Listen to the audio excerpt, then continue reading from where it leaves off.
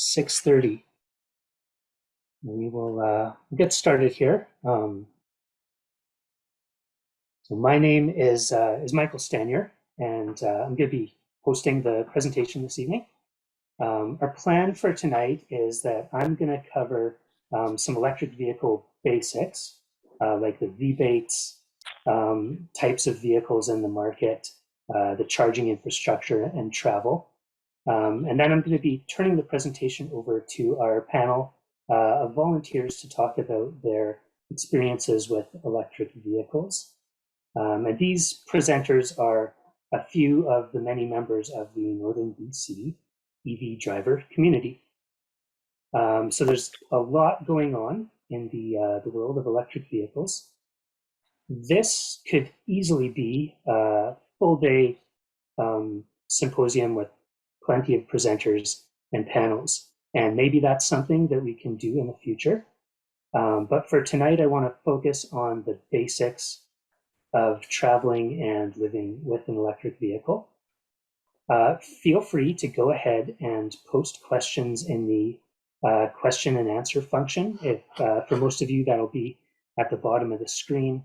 You can scroll over and you'll see the Q&A box, and you can post questions in there. So after the other speakers are finished, we will answer as many of those questions as possible.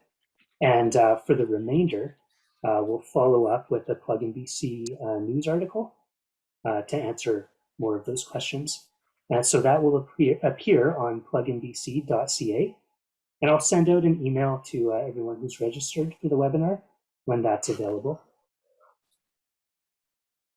I want to acknowledge that Northern BC is a big region, and I'm using the Destination BC kind of travel definition of Northern BC, which is Quesnel and north. But I know there's a lot of drivers with different needs, and when it comes to charging infrastructure, there's been good progress in the last couple of years, but a lot more work to be done in the region for sure. And we'll definitely be getting into talking about charging infrastructure.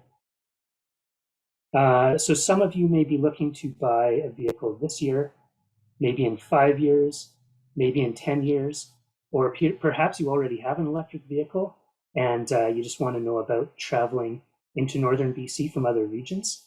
Wherever you are on that path to going electric, I'm glad that you joined us tonight and hope you find it helpful.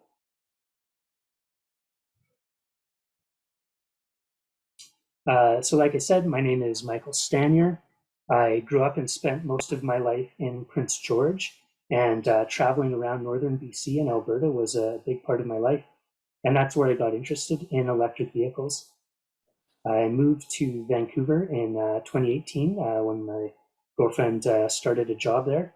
And I began working on these electric vehicle information projects and events. And then I moved to Courtenay last year, and that's where I'm joining you from tonight. But I still travel back to Prince George often and around Northern BC and stay in touch with the electric vehicle community there. And I'm joined tonight by J.M. Toriel, my colleague and a longtime EV driver from the early days of electric vehicles in BC. And he'll be helping to curate the questions.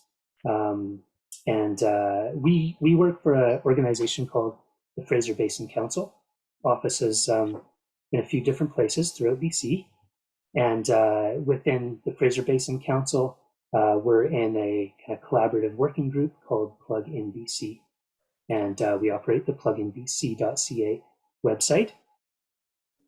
So if you want to follow up with us about anything here, you can reach us. The email address there on screen, emotive@CleanBC.ca. So with those introductions done, let's get into things here. So I mentioned Emotive. So Emotive is one of several programs under the province of BC's CleanBC Go Electric program. So it is funded through the Ministry of Energy, Mines and Low Carbon Innovation, and we at the Fraser Basin Council Society administer Emotive. And really what we do is promote electric vehicles and provide information about electric vehicles through experiences, focusing on tactile and emotional appeal of EVs. There's plenty of opportunity for people to view general YouTube videos and articles all over the internet about general electric vehicle stuff. What we try and do is mostly hold events that involve vehicle demonstrations and test drives, so that people can actually have an experience with the cars. And through that, a lot of what we're sharing with people is that the cars are really fun and enjoyable to drive. And what that usually comes down to for most people is the instant torque. You may have heard this before when it comes to electric vehicles.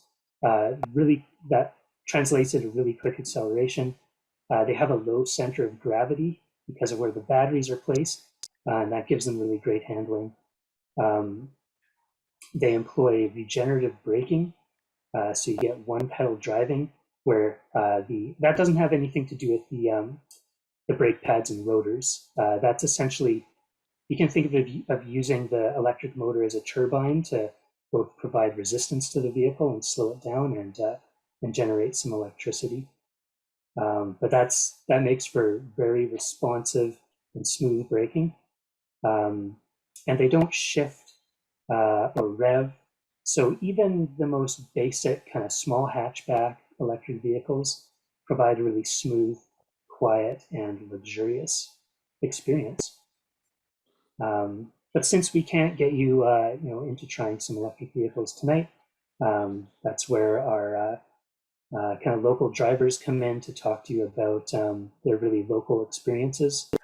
Again, we want to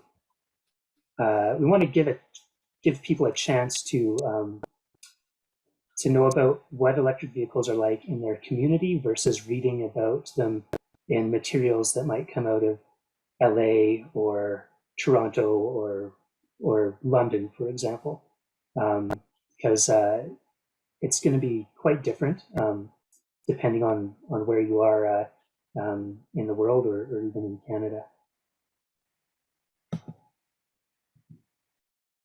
Some of you may have joined us back in October for an event at the Exploration Place in Prince George, and I just want to give a big shout out to the staff at the Exploration Place who helped out with that tremendously, as well as the dealerships and the local drivers who brought their vehicles there, as well as people from the community and even outside of Prince George who came and joined us. So we do these events throughout the province, have a volunteer group of about 200 EV ambassadors. We do everything from test drive events to print and web media and short videos and such. And if anyone has a group throughout the province that wants to hold this kind of event, or produce materials for their community, there's something called the Emotive Community Outreach Incentive Program, and that's a funding opportunity. It's open to businesses, local government, NGOs, not-for-profit groups, Indigenous governments and organizations, and we put that out later in the spring. So that's an introduction to what Emotive is. Let's get into the topics that everyone's here to learn about. I'm going to start off with rebates. So if you're looking to buy a new vehicle, most of them are going to benefit from two rebates out there right now. One from the province under CleanBC Go Electric and one federal. And so if your car is fully electric, that's up to $8,000. And the lower amounts are applied to plug-in hybrid vehicles. There's also a program that you may have heard about called BC Scrap It. It does still exist. It's lower amounts than it used to be, but it is still out there. That's if you are scrapping a vehicle and just want to get some EV credit for it. There is a application process for that. You can also use your scrap it for other things like e-bikes, transit passes, and such. There is on the vehicle side. There's one other thing I want to mention. That's a specialty use of vehicle incentive. That's something that we operate out of our office as well. That's for everything that's not a passenger car, pretty much, whether it's boats, side-by-sides, buses, port utility vehicles. Yeah, basically everything that's not a car. There's also for businesses, cargo e-bike rebates, and for just general consumers, you don't have to be. It doesn't have to be a business purchase, but there's also like low speed motorcycles and motorcycles as well. Just some notes on those the two rebates for vehicles. For the federal one, the base model of the vehicle needs to be below $45,000 for it to qualify. On the provincial side, it must be below $55,000 to qualify. And once a vehicle has a base model that qualifies, then they can be higher level trims, packages, accessories can be added, and they still get the rebates. Most manufacturers will have that available, like on the sort of build your vehicle section of their websites. But I wanted to point that out because there are a few vehicles that you might see fall in between, where they'll get the provincial rebate but not the federal one. These are point of sale done at the dealership. You don't have to mail anything in to get the rebates, and dealerships cannot charge like an administrative fee for processing the rebate for you. Another big difference is the federal one can be used once per calendar year. The provincial one is once per individual for the lifetime of the program. So you're only going to be getting the provincial rebate once. There's also charging station rebates.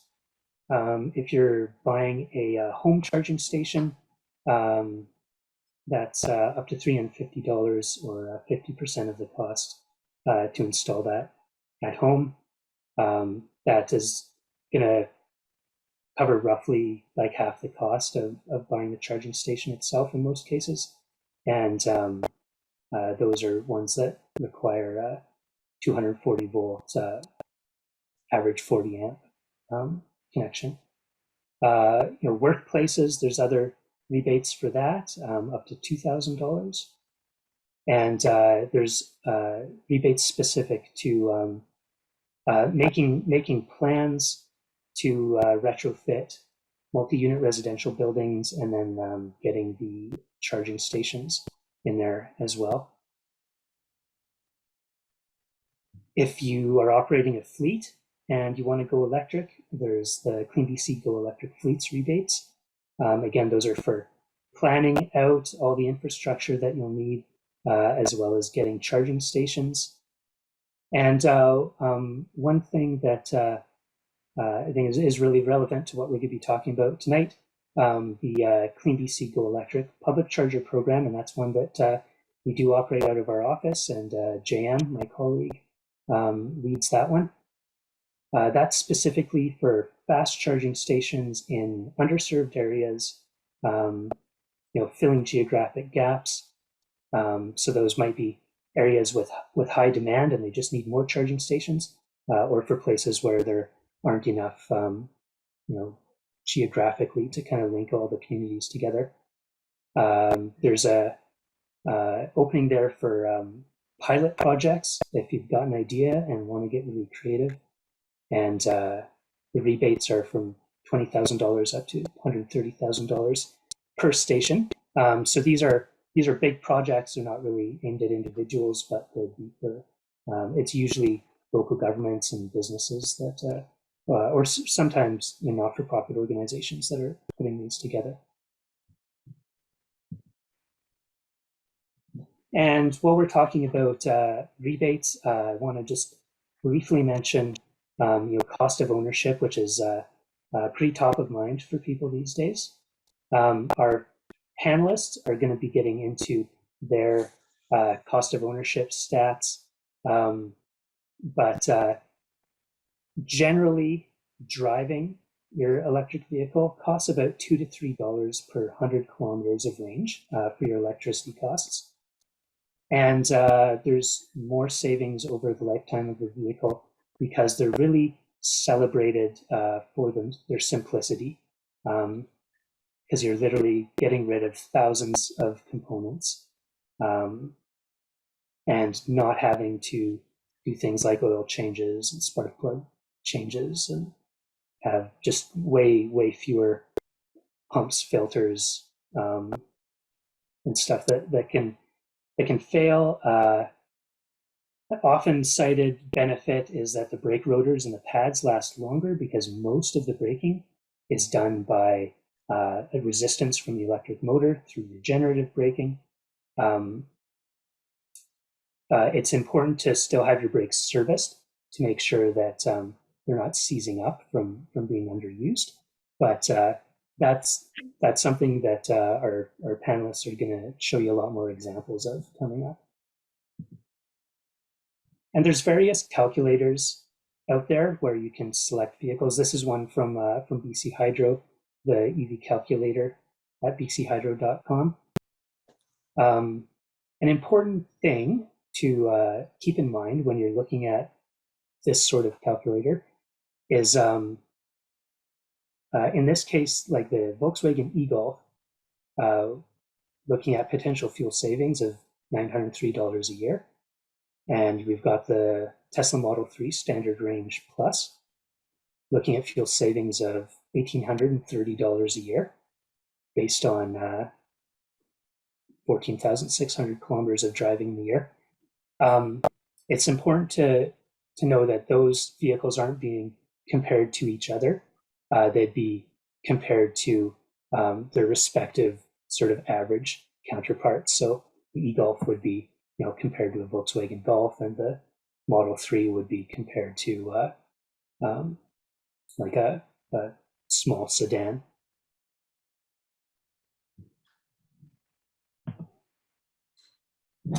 So I've thrown out some example vehicles there. I want to go into the variety and availability of vehicles on the market now. Everyone recognizes the name Tesla. You might recognize some common vehicles that have been around for a few years, like the Chevrolet Bolt and the Hyundai Kona electric. But there's quite a lot out there. Just so we're clear on kind of all the different terminology, I wanted to go over some example vehicles. I don't want to knock the traditional hybrid. It's been a really foundational technology, but when we're talking about electric vehicles, something like the Toyota Prius that doesn't plug in to charge in any way wouldn't be considered an electric vehicle. You'll see terminology being used like electrified vehicles because it does have a little electric hybrid motor, but we don't really consider it an electric vehicle. Then there are plug-in hybrids. The examples there being the Jeep Wrangler 4xe and the BMW i3 range extended. So those vehicles, they're like a traditional hybrid, but they can be plugged in and they have a bigger battery. And the idea behind that is that you have enough battery power to sort of commute around town, but then you can operate it as a traditional hybrid when that runs out and use gas. And there's a couple variations of that I'll touch on briefly. And then we have fully battery electric. People abbreviate that as BEV. Some popular examples there, the Hyundai Kona EV, Tesla Model S. And you see that the at the higher end, the Model S, the range is really getting up there. And people ask about fuel cells often. Hydrogen fuel cell cars are technically electric cars. They've got electric motors in them and small batteries, and they're just using hydrogen instead of a large battery. Just some details to keep in mind when we're talking about fully battery electric vehicles. Like I mentioned before, they're really celebrated for their simplicity. Really just, battery and motor, that's what drives it. There's no shifting. There's plenty of power. It's really smooth. You get that nice fast deceleration with regenerative braking. Gives you lots of control. When these models go all-wheel drive, they're being done with multiple motors, anywhere from 2 to 4 motors in the vehicle. Gives you some really advanced all-wheel drive. And battery ranges, well, now they're actually well over 650 kilometers if you go for some really expensive stuff, but most of them are kind of in the 400 to 450 kilometer range. If you're looking into some older used stuff, the ability to use the big highway fast chargers used to be sort of a premium option. So some of them wouldn't be able to use fast chargers, but now all the new models can. We'll get into the charging ports in a little bit, but basically the thing to keep in mind there is right now, you have a Tesla that can use Tesla superchargers or can use other charging stations with an adapter, but the non-Tesla vehicles can't use Tesla superchargers.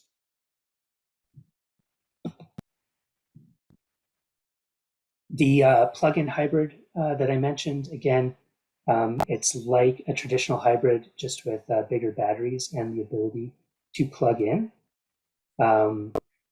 Typically around a 40-kilometer electric range. That seems to be where most vehicles end up. There are some that will push that a little bit higher. And yeah, like the battery is plugged in or can be recharged through being plugged in. They can use regenerative braking like the fully electric cars, and they can also be recharged by the gas engine in hybrid mode. Most of these cars don't have fast charging ability. The batteries just aren't big enough to really get much use out of that. So they kind of cut the expense of adding that option. So you can't connect to a fast charger and trickle charge off of that, but you can still have a home charging station or the basic charging cord that the vehicles come with. You'll see a few vehicles in the market that are what we call extended range, and this is sort of a variation on the plug-in hybrid idea, whereas they have bigger batteries than a plug-in hybrid, and they have a gas generator that never directly drives the vehicle. It's just a gas generator, kind of a small gas tank, and it will charge up the battery, but it's not connected to the drivetrain. And these vehicles usually are capable of fast charging. They have a big enough battery where you'll get some use out of that. The BMW i3, I think, went out of production last year. So these are vehicles that you're only going to come across if you're looking for used ones. It was essentially the BMW i3 and the Chevrolet Volt with a V as in Victor, not to be confused with the Bolt. And then again, fuel cell vehicles, they do have batteries and electric motors. They don't use chargers. Instead, they fuel up at hydrogen pumps. There aren't a lot of these out there to purchase right now. A lot of them are going to sort of fleet projects. They're still in sort of more of a, I mean, they've been around for a long time, but it's much more common to see electric charging stations than to see hydrogen stations at this point. And on the emotivebc.ca website, we have a guide that I try to update every month with all the models that are out there. There's quite a variety on the market now of stuff that's kind of basic, like the Chevrolet Bolt and the Nissan Leaf, all the way up to really exotic things. So there's new stuff constantly being added, and we cover the plug-in hybrids in that guide as well. And when I started doing this in 2018, we had like a one-page sheet, and now we have a full booklet. So it's been really exciting to see the variety of vehicles out there develop. If you are looking into used vehicles, the popular models with high ranges are now coming off of their leases, or have been coming off of their initial leases for a long time. You'll see them at OEM dealerships, as well as dedicated used EV dealerships and private sales. And they very recently are PST exempt if you're purchasing a used electric vehicle. A couple of things to check for is the battery state of health. Most dealerships should be able to provide you with that. Some of them have been under recalls to get brand new batteries. Make sure that they have the charging cord supplied, because that's a sort of a costly thing to have to add later. And they often have like a spare tire repair kit that's worth a few $100s. And lots of future stuff coming up. Everyone's really excited for the various pickups that'll be hitting the market within a couple of years. A few other things that are under the radar a little bit from the pickups. Toyota is coming out with their first fully electric model, developed with Subaru, so there's a Subaru variant of that. The Volkswagen ID Buzz microbus is officially going to be in production, be arriving in a couple of years. And Nissan's second model, they've had the Leaf forever, but more of an SUV called the Aria coming down the pipe. Things to look for in the newer electric vehicles to make for better, faster charging and more range. Heat pumps, and a lot of this stuff is complementary to winter driving too. Heat pumps, so that you're not just using resistive electric heaters or traditional air conditioning. Battery warming and management. The very first electric vehicles just had like an air-cooled battery, which was prone to some degradation issues. Now they have more robust heating and cooling systems. Another thing that you'll hear about is battery preconditioning, and that's a way of heating up the battery when you're en route to a charging station. So you enter a charging station into the navigation. It starts to get the battery to the precise temperature it needs to be for optimal fast charging. More common now for cars to come with a 240 volt home charging cable. So if you've got a dedicated plug in your home or workplace, or if you have like a welding plug or a RV plug, you can take advantage of that. Faster charging speeds that the vehicles can do. Those are measured in kilowatts, and we're going to be getting into a lot of examples of those. Sounds like a kind of a no-brainer, but makes a big deal. If the vehicle can charge faster, it makes a tremendous difference to your road trips. And plug-in charge compatibility.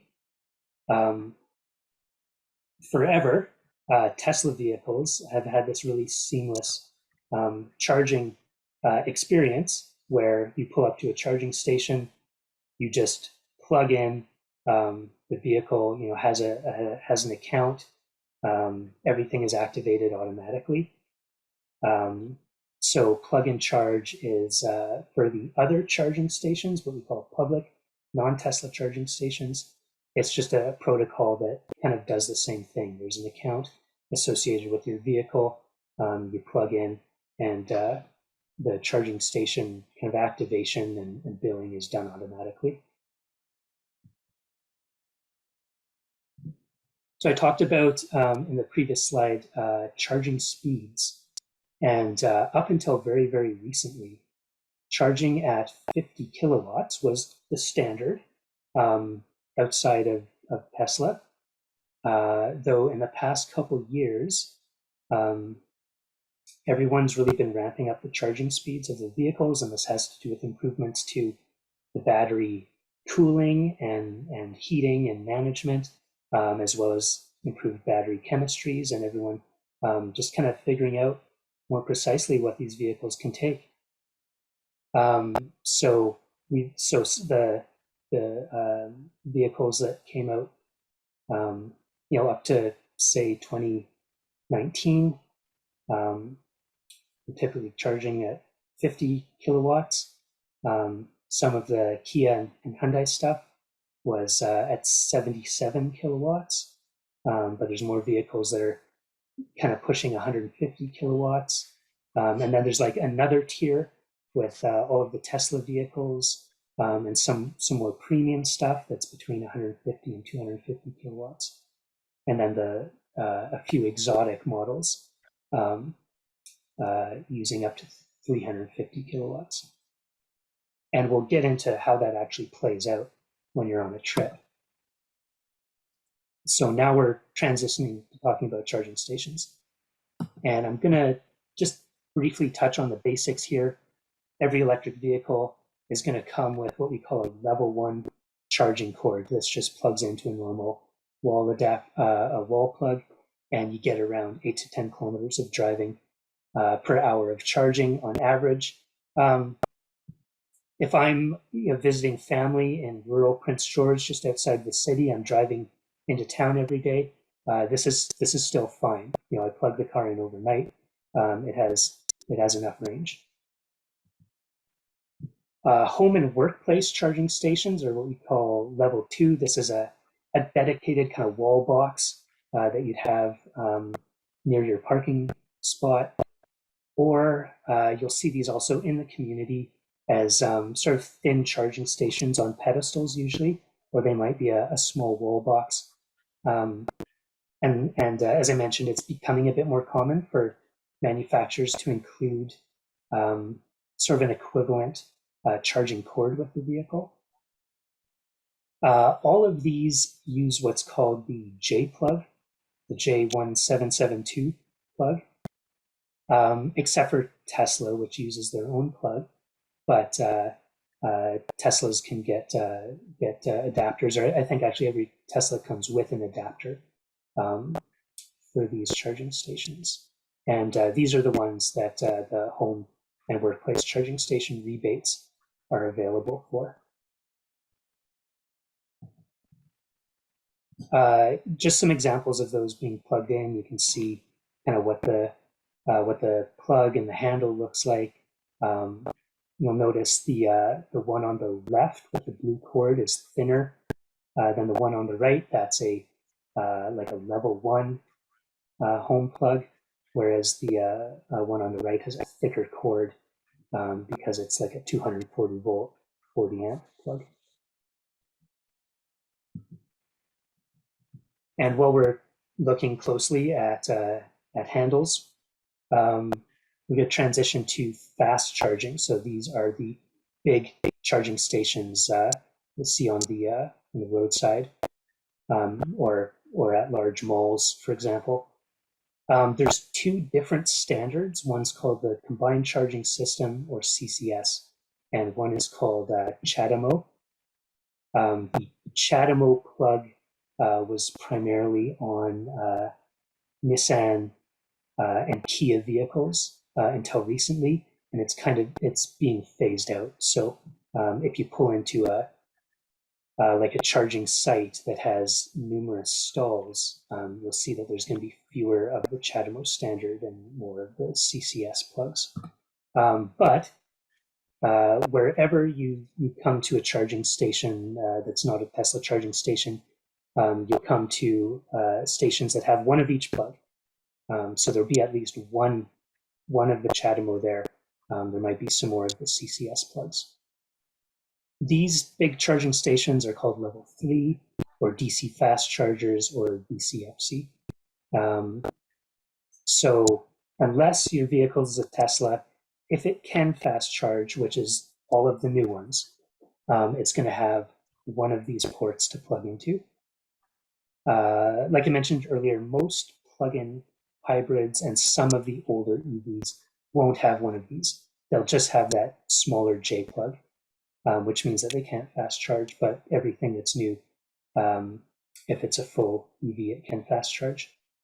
And their output is measured in kilowatts, ranging from 25 to 350 to complement those kind of newer tiers of charging that the vehicles are capable of.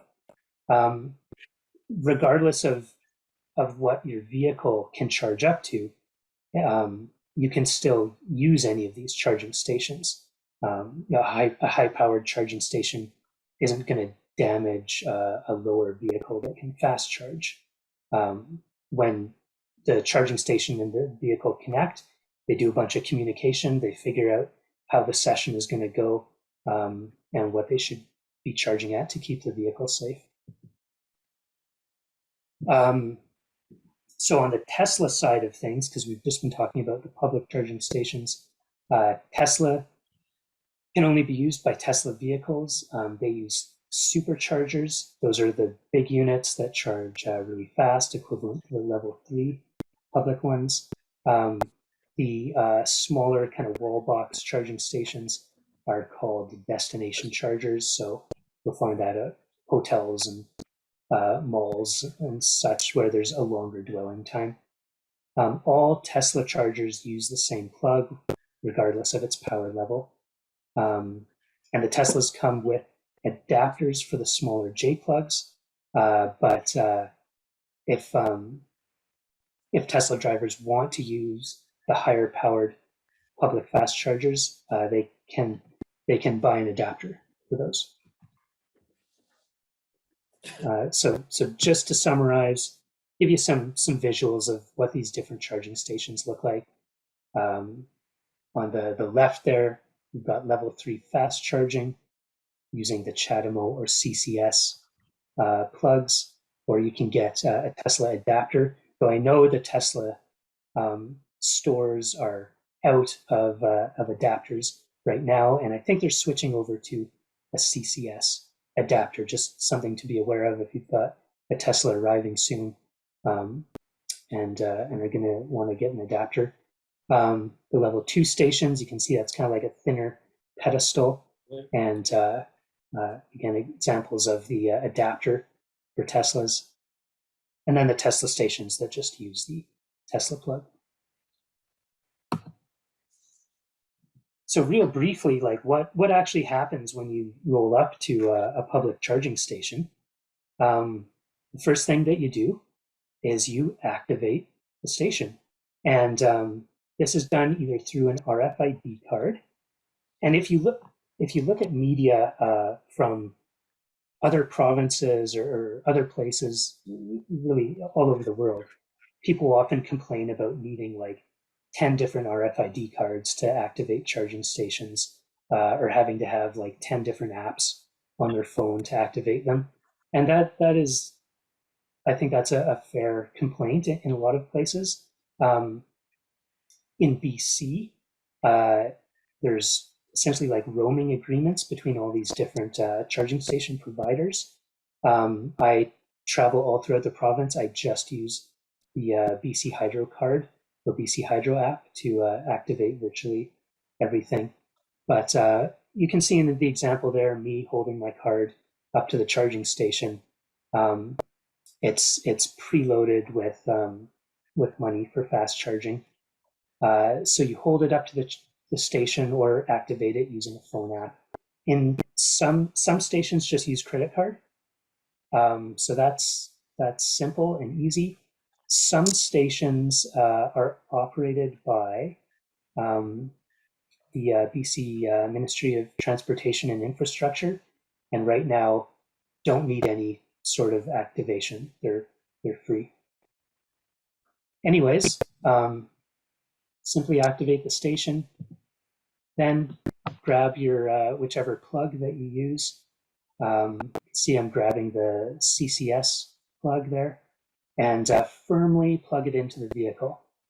Plug it in so that it clicks.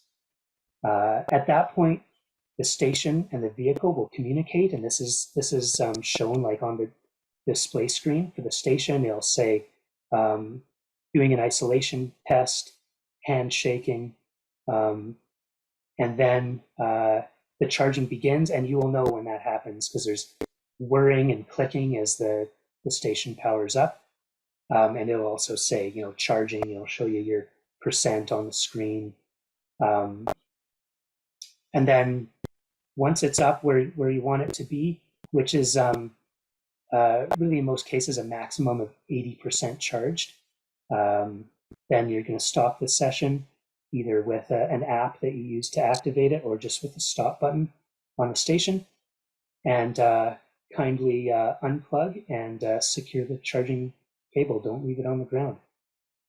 And I mentioned just charging up to 80%, really getting into details about charging here. But again, I said that the vehicle and the charging station are going to communicate to determine, what's safe for the vehicle. And at around the 80% mark for most cars, the car is going to say, let's start tapering off here. So the charge is really going to slow down. You're much better just driving until you need to charge again than trying to get more than 80% charge. This is a screenshot from plugshare.com. You can use the app or the website to view charging stations all over the world. And you can see the corridors with charging stations in BC. Lots of coverage in the kind of southern and interior of the province. We've got a corridor going up Highway 97 to Prince George. Lots of new stuff along Highway 16. You'll see some of those little wrenches. That's stuff that's under construction. And then there's the most northern station right now is at East Pine Rest area between Chetwynd and Dawson Creek. So clearly a lot of work to be done in the northern half of the province. But there's other apps and websites like PlugShare. I mention it because it is pretty much the most popular one. There's also ChargeHub, BC Hydro EV, but in the EV community, people seem to really default to PlugShare. There's another app that's really helpful, and I'm going to be showing you some examples of that before we hand it over to the other presenters. It's called a Better Route Planner, and it's like the name suggests, an app for planning electric vehicle trips. You plug in where you want to go and what kind of vehicle you're using, and you can enter in all sorts of other variables like wind and weather and weight for the vehicle. And it will give you an idea of where you're going to stop and charge and how long it's going to take. But like I mentioned, you're usually charging up to 80% at fast charging stations. Arriving, I like to ballpark somewhere between 50 and 20%. But when you look at the ranges of vehicles, if something has a 400 kilometer range, you're not going to leave home, drive exactly 400 kilometers and arrive at a charging station. So you're typically operating between 20 and 80% of your battery. And with the rollout of so many charging stations across the province, we've really kind of gone from range anxiety to just looking for charging convenience. That's in everywhere where there is an established charging station network. In places that don't have the network built out yet, then yeah, I mean, people do still have range anxiety, of course. Just some photos there from stuff that I recently did, charging at Slim Creek Rest area on Highway 16. So that's one of the sort of older 25 kilowatt charging stations. I just kind of dropped in there because it was a scenic fall day and I wanted to take some photos. And then in Merritt, one of the kind of medium fast 150 kilowatt charging stations. And actually, that's the vehicle there is the Mustang Mach-E, and it maxes out on one of those 150 kilowatt stations. So here's some screenshots. I'm going to go through using the Better Route Planner for some examples. The tool itself isn't super intuitive to use. You enter your destination and your start point, and then the sort of like 3-line menu up by where it says a Better Route Planner. You'd click on that, you get a big menu of where you can enter vehicles, and then you'd hit the that round blue button, and it'll do a calculation for you. What I want to say is that this is a calculation. It's a simulation. It's not exactly how things are going to pan out, but it gives you a good rough idea. And I really like to use it for comparing vehicles and comparing how vehicles behave on certain routes. So the first one that we're going to look at is driving from Smithers to Prince George. And I was going to use the example of driving from Prince Rupert to Prince George, but the charging stations, there's a bunch of new charging, like very, very new charging stations, and the tool that I'm using doesn't seem to really account for them properly and makes some wacky decisions. So maybe in a week or two that'll be sorted out. But let's just look at Smithers as an example, and we'll see how these different charging speeds kind of come into play. So doing this trip, we've got the Chevrolet Bolt, 417 kilometer range, 50 kilowatt charging. We're looking at about a stop for 34 minutes as calculated by the tool. We look at some of the other vehicles here. The Ioniq 5, this is a new fancy one. It can go up to 250 kilowatts, but this route maxes out at 50 kilowatts for the public charging stations that one could use. It is a bigger, faster, more powerful vehicle. It's not quite as efficient as the Bolt. So it is going to take a few extra minutes of charging, despite having basically the same range and having technically a higher charging rate that it could use. Then there's the Model 3 Standard Range Plus. This is the most common Model 3. It can also go up to 250, or it's in the sort of 250 kilowatt range. I think it tops out a little bit lower. Sort of a similar kilometer range. It's more efficient, so it knocks a few minutes off the trip. The offset vehicles below that, the new Kia EV6 with the almost 500 kilometers range, high charging rate that it can't use on this trip. Pretty similar, extra minutes spent charging. But then we've got the Model 3 Long Range Plus. According to our tool here, it's going to be able to do the whole trip without stopping and arriving with about 10% battery. Again, this isn't necessarily the exact minutes that are going to play out when you do the trip. It's useful for comparing the vehicles within a route. So let's switch it up a bit. Let's talk about driving from Prince George to Edmonton. So we've got our Bolt at 2 hours, 46 minutes spent charging. Again, the Ioniq and the EV6, the Hyundai and the Kia, they can't really take good advantage of their capabilities because there aren't the complementary charging stations, like ultra high powered charging stations for them to use. The Teslas do have some superchargers along the way. So now we've got a big advantage, especially with the long range Model 3, knocking its charging down to just over half an hour. So once we introduce the ability to charge faster, you can see how it dramatically shortens the charging time on these trips. Another example, say we're going to drive from Prince George to Kelowna.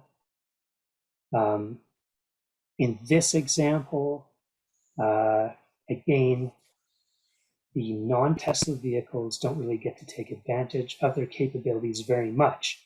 They get to use one of the ultra-fast charging stations in Merritt on this route.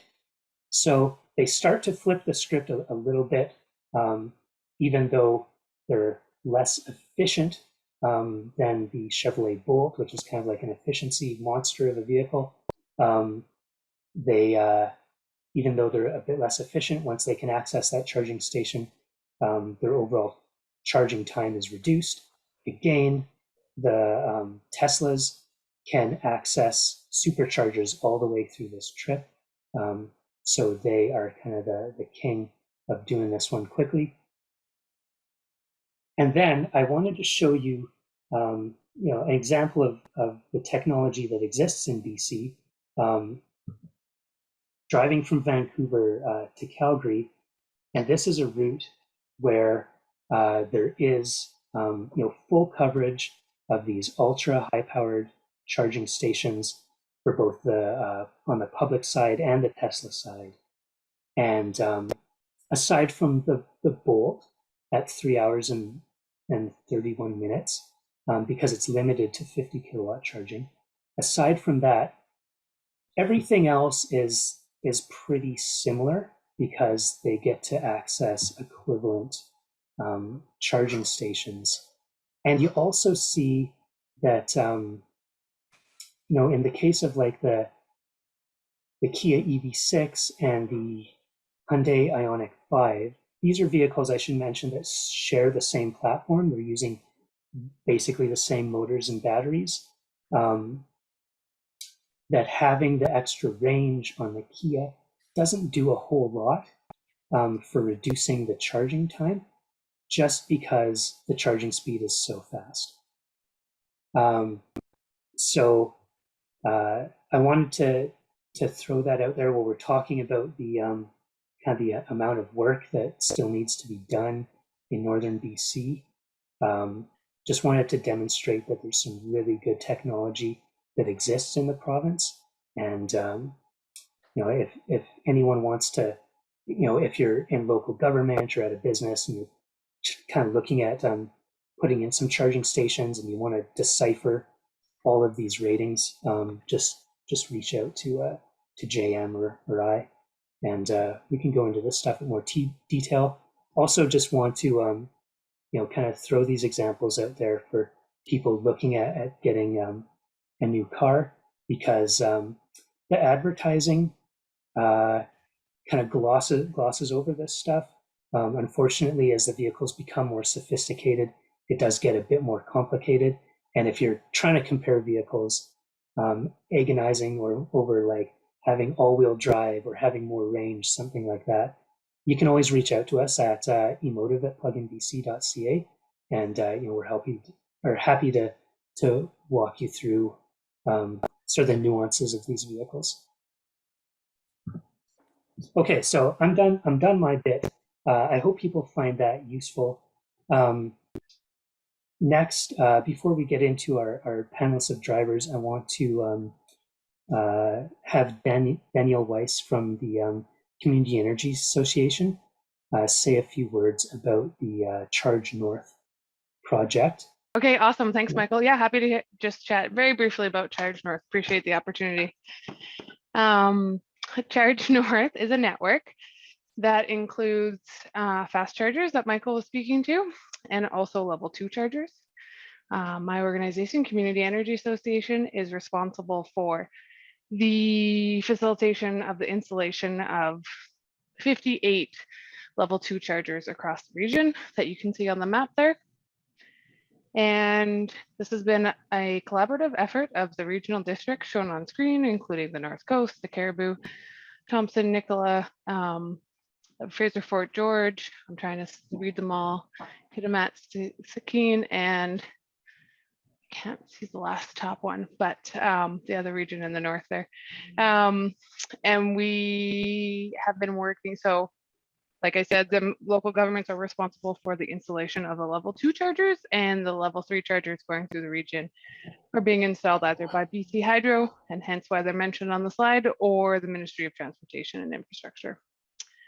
Our goal with the project is, of course, to facilitate more tourism through the region and economic development as a result of being able to do so, travel throughout the region, and also to help residents adopt EVs, because, you know, trips from Smithers to Prince George, or, you know, Smithers East, or sorry, Smithers West, can be much more feasible when there's an abundance of chargers available for folks to access, as opposed to right now, as Michael shared on the plug share slides.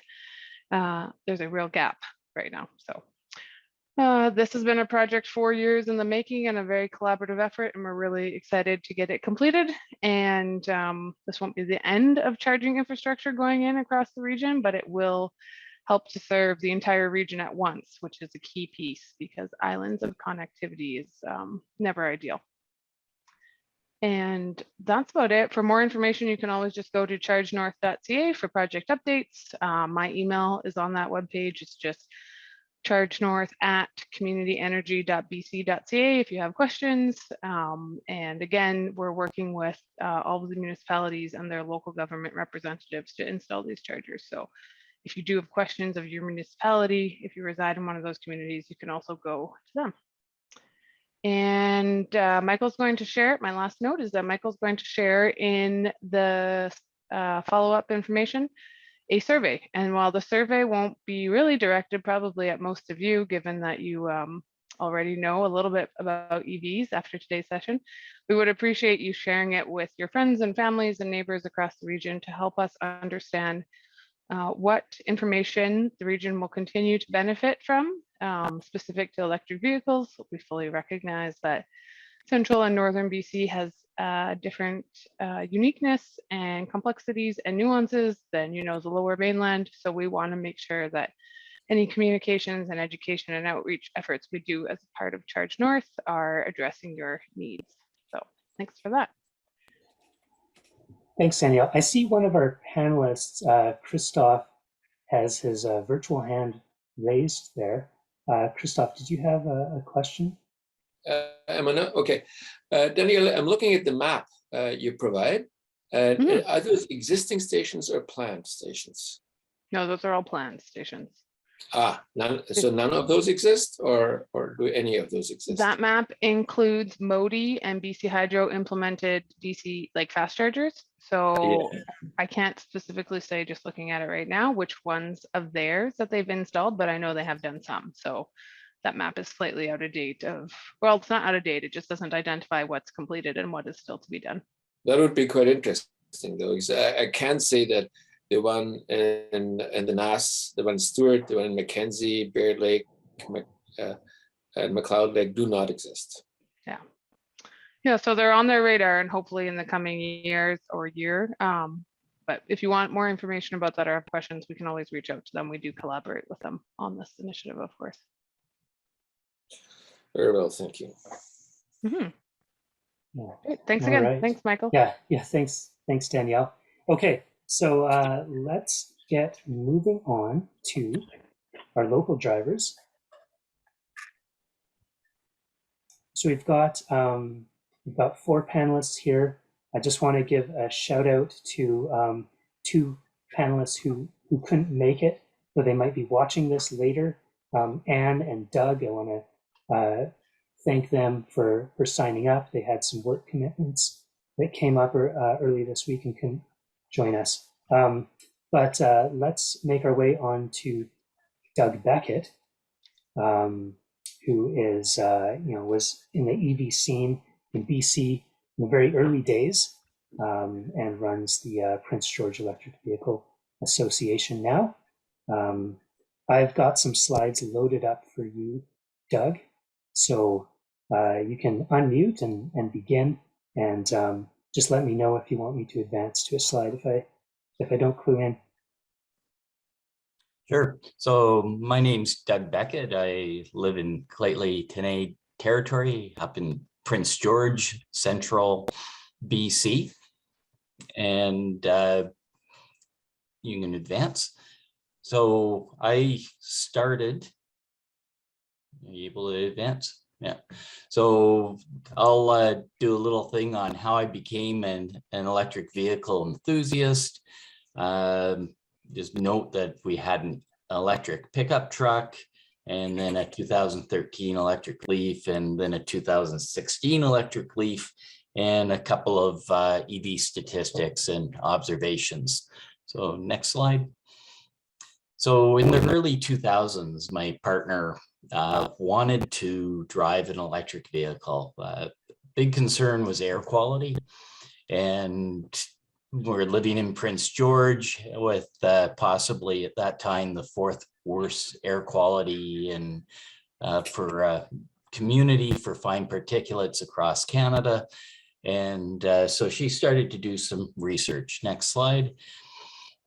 She stumbled across a company on Vancouver Island that did electric vehicle conversions. And next slide. So EVs at that time, commercial EVs, you couldn't buy, you had to do conversions or you had to do special orders for some very high-end vehicles. So with the conversion, we're able to get College Heights Secondary School, high school to do a conversion for us. They ripped out all the gas stuff, the muffler, etc., and they put in electric. Took a little while to get the conversion done. It's about 2 solid weeks for 2 people who know what they're doing. But when you're working on it 1 hour a week during the school term, 2 weeks worth of hours takes a little bit longer. Anyways, 2009, our electric pickup truck hit the road. And that's about the same time that the Tesla Roadster for what, 150,000 US came on the market as being the first production electric vehicle with lithium batteries. So just the timing, we're there at the time of Tesla hitting the road. Next slide. So at the same time as getting the converted pickup truck on the road, there was a lot of interest in electric vehicles from others. So I started by chance the Prince George Electric Vehicle Association. So it formed 2009. We're one of the earlier groups in that regard as well. Next slide. So the pickup truck, at the time you could get lithium batteries, but they were new technology. They were extremely expensive and we didn't know what we're doing. So we went with what everybody else who did conversions up until then were doing and started off with 24 deep cycle lead acid batteries. Next slide.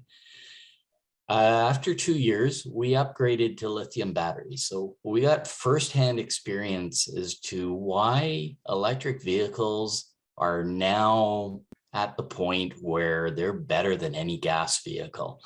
It is this lithium battery. There's huge other technological advances that have happened. The other thing we did was Vancouver Island people didn't really know what central BC was like with cold weather. So we had a heating pad put in, and cold batteries were never a problem once you did that. And any commercial vehicle you buy has a battery management system, which warms up the battery, does basically the same thing. So cold batteries are not an issue. Next slide. So just to give you a little sense of what does this technological change from lead acid batteries to lithium batteries mean. The 24 batteries we had in our pickup truck weighed 1,700 pounds. The 44 lithium batteries we put in were less than half that weight. So, well, 700 pounds. The size was less than half for volume of batteries. Now, lead acid batteries, once they got to around 0 Celsius, you started having issues with them actually giving you electricity. Lithium batteries, they can be minus 25 Celsius and they will still allow you to drive. You'll get maybe 80% performance if the battery itself is minus 25. Now, keep in mind, when you're driving, your batteries warm up. When you're charging, your batteries warm up. And if you've got a whole block of batteries, as you saw in our pictures, they don't get cold very quickly. So minus 25 without a heating pad is not really a big issue, but with the heating pad was non-issue at all. Our range doubled. So less weight, but we got 100-kilometer range. And the life expectancy of the lithium batteries are about 3 times as long. You're looking at 15 plus years, where you're lucky to get 5 years out of the lead acid batteries. And you're also getting probably 10 times as many kilometers. You're probably going to get about 600,000 kilometers out of this is old technology lithium batteries from 2011. The technology of lithium batteries coming out today are about 4 million kilometers range, or not range of the vehicle, but life. Next slide.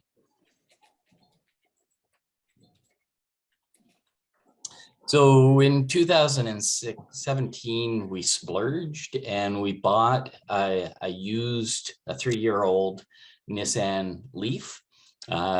Picked it up for a little less than $14,000 and had it shipped from Victoria up to Prince George for $750, and then paid some taxes on it.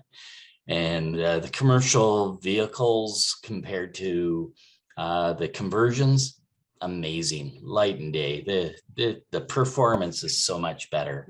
It was quite a nice luxury. We had fun with the electric truck, and it's still on the road. Karen in town has it, but if you're not mechanically inclined and electrically inclined, don't go the conversion route. Go the commercial. Next slide.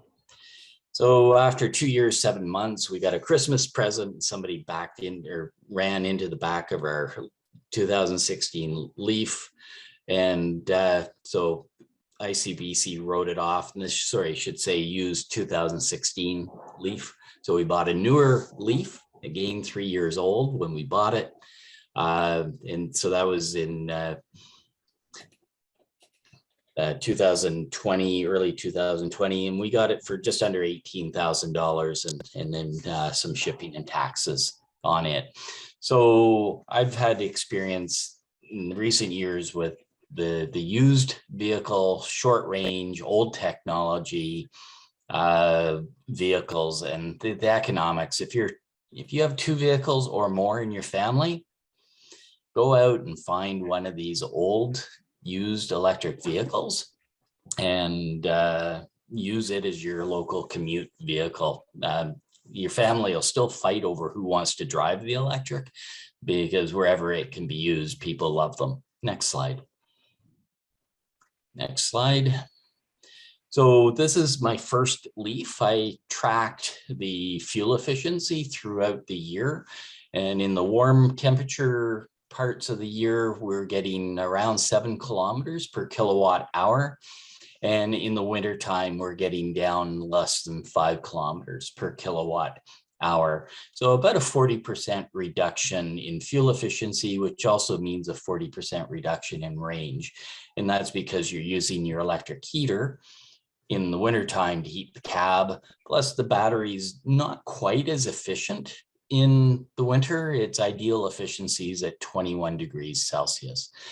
And if it's warmer outside than that or colder outside, you're going to get a slight reduction in range, in part because the battery management system is electrically operated and is functioning as well. Next slide.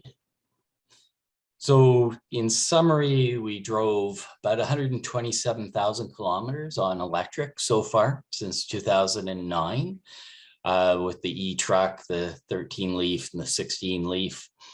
And the electric truck, being a conversion, didn't have regenerative braking, much older technology. We got 3.4 kilometers per kilowatt hour for fuel efficiency, where our Leafs and most commercial electric vehicles get somewhere around, on average through the year, about 6.4 kilometers per kilowatt hour. So looking at the cost of electricity is increased in time from about 7 cents to about 10 cents a kilowatt hour at BC Hydro rate step 1. That means we paid $1,000 to drive our 57,000 kilometers in the e-truck, $650 to drive 46,000 kilometers in our 2013 Leaf. And I've spent about $400 so far driving 24,000 kilometers in our 2016 Leaf. So we've paid a little over $2,000 in fuel. If it was a 30 mile to the gallon gas vehicle, we would have paid $14,000, with fuel price being about $1.20 in the early days when we were driving the pickup truck, to about $1.30 in the last couple of years with the Nissan Leaf. So that's a fuel savings of about $12,000. So I've just about paid for one of my electric vehicles in savings of gas already. Next slide. 2 years ago, I put this together. I did some calculations on fuel costs, on maintenance costs of electric vehicles versus gas vehicles. And with those calculations, I figured in 200,000 kilometers of driving, you're saving $20,000 to $30,000 driving an electric vehicle compared to a gas vehicle with 30 miles to the gallon fuel efficiency. And I would say that that's probably on the low side. You're probably going to do much better, especially inflation on cost will work to your advantage with the electric vehicle. Next slide. So electric vehicles, they're computers on wheels. They're fun.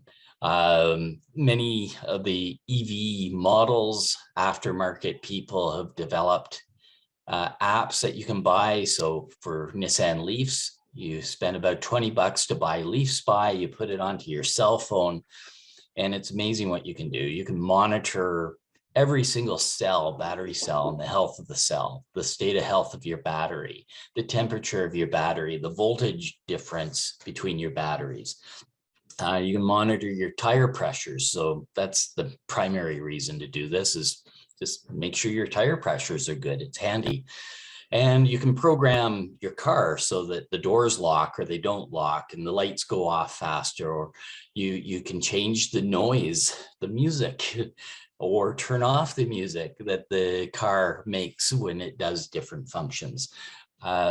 Really, really sweet. High-end technology is one nice, attractive thing for electric vehicles. Next slide.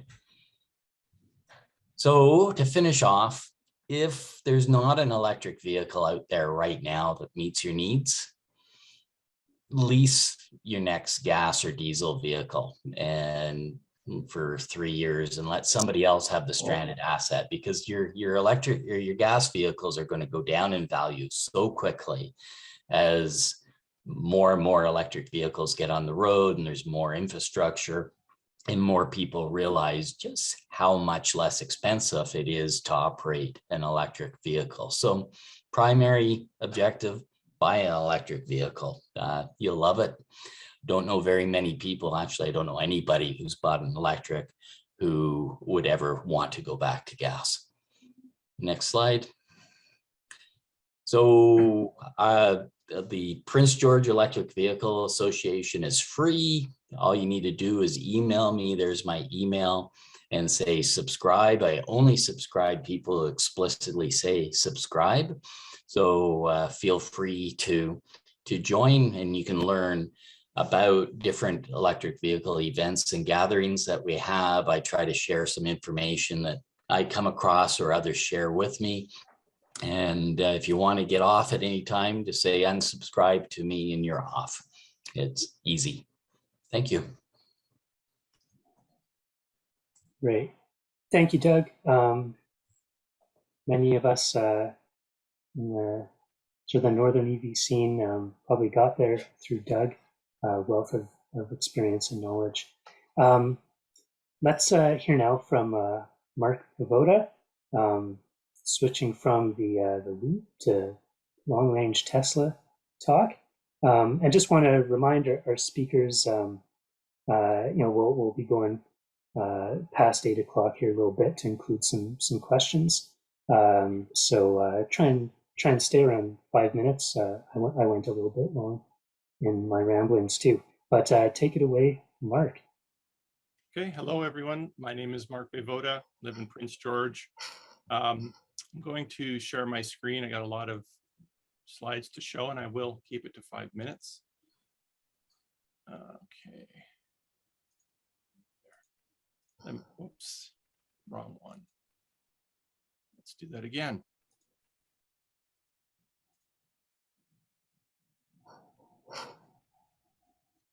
And let me know when you can see my screen.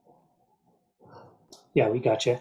All right, so 2.5 years ago, I knew virtually nothing about electric vehicles.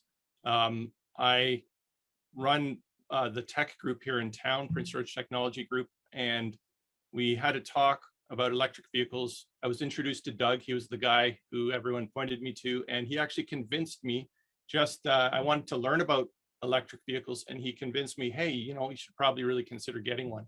And I think it was 2 to 3 months later, I ended up getting a Tesla Model 3. So thank you very much for that, Doug. So that's the backdrop of all of this.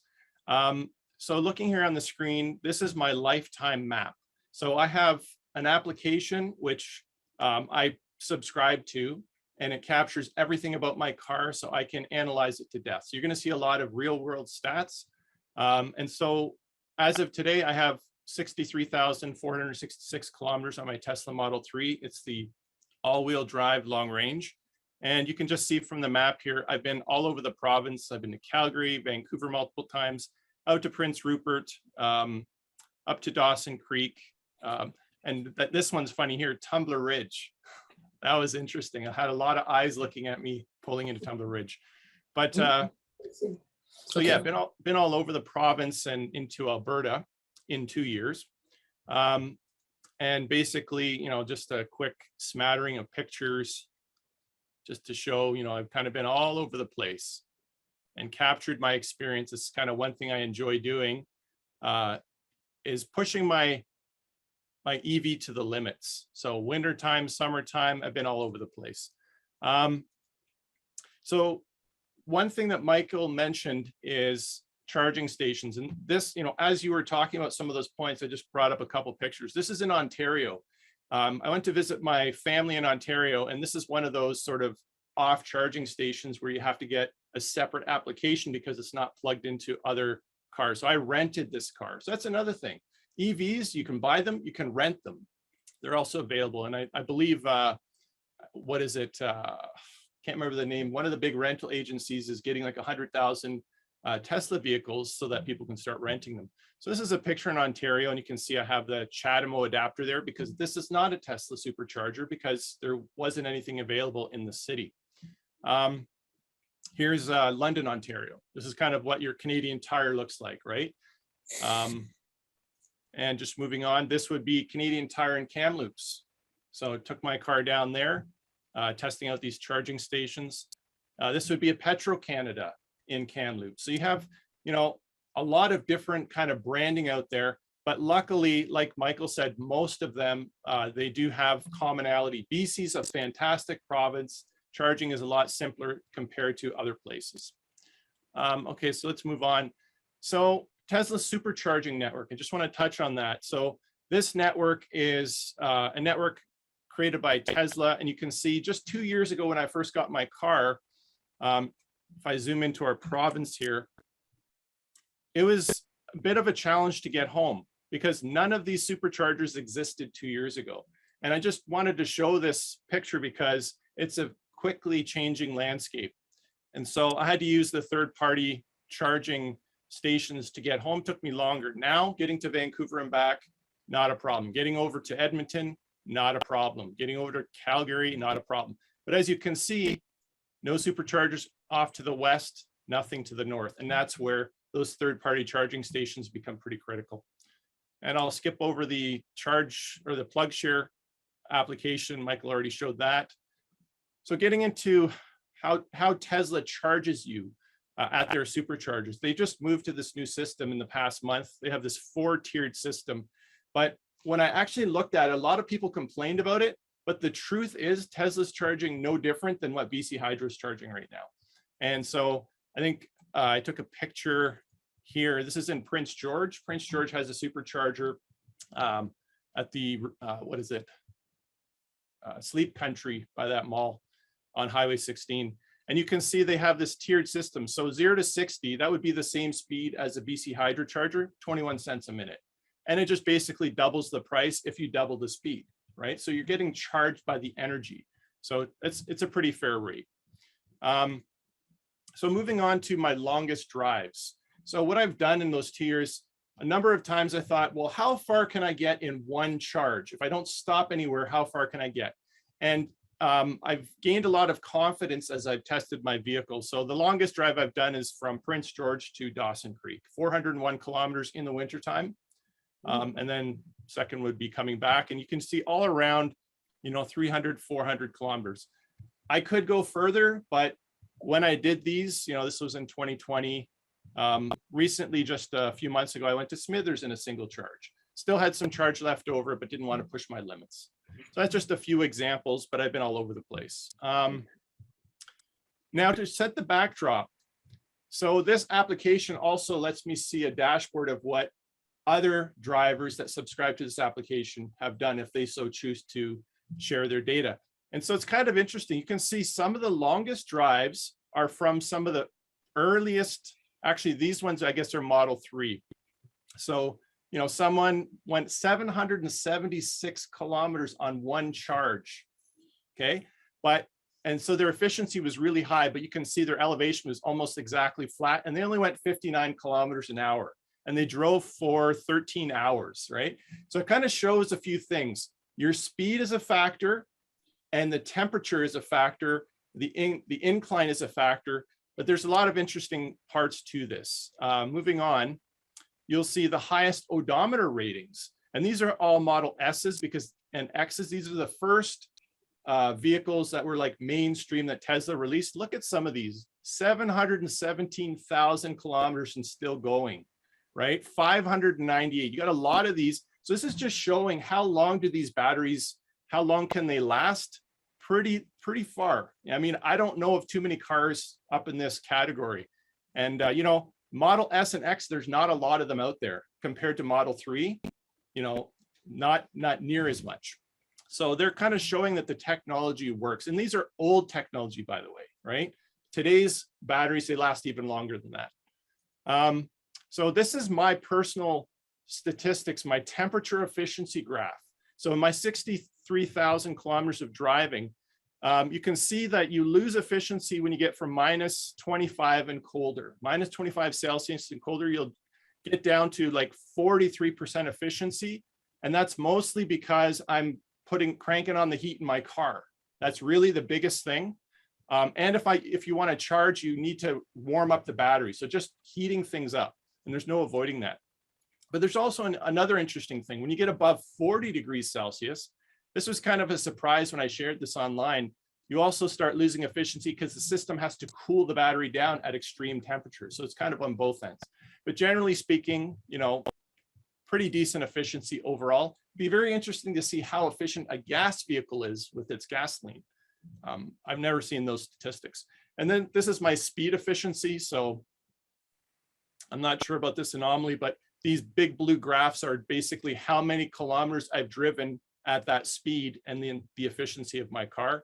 So moving on, this is just sort of my odometer rating, just showing a steady climb. And then it's interesting because let's talk quickly about battery degradation.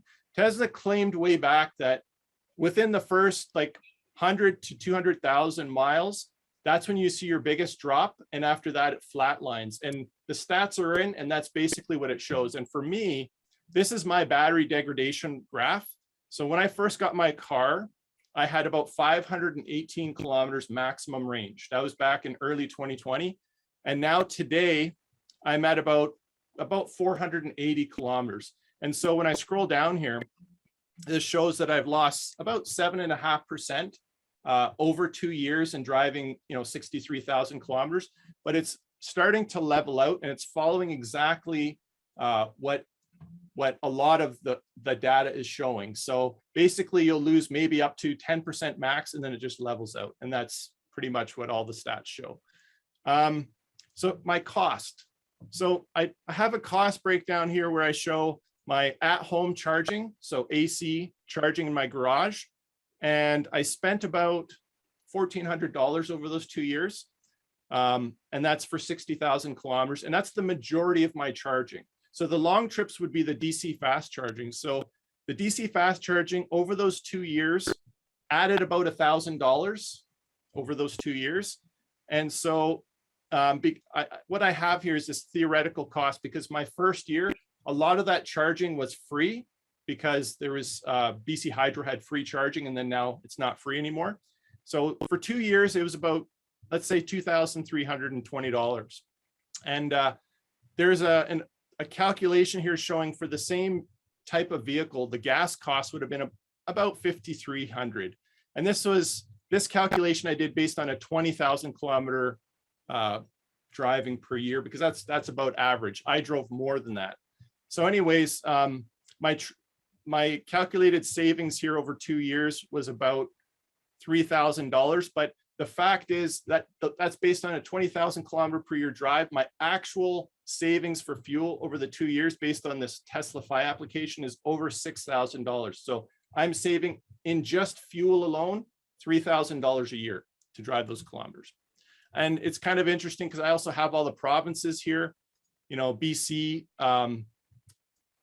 and just comparing to all the other provinces. So it depends on the cost of their electricity, but depending on where you live, if you live in Nunavut or Northwest Territories, then it's a lot more expensive because electricity is more expensive there. But I'm assuming probably so is fuel because where they're located.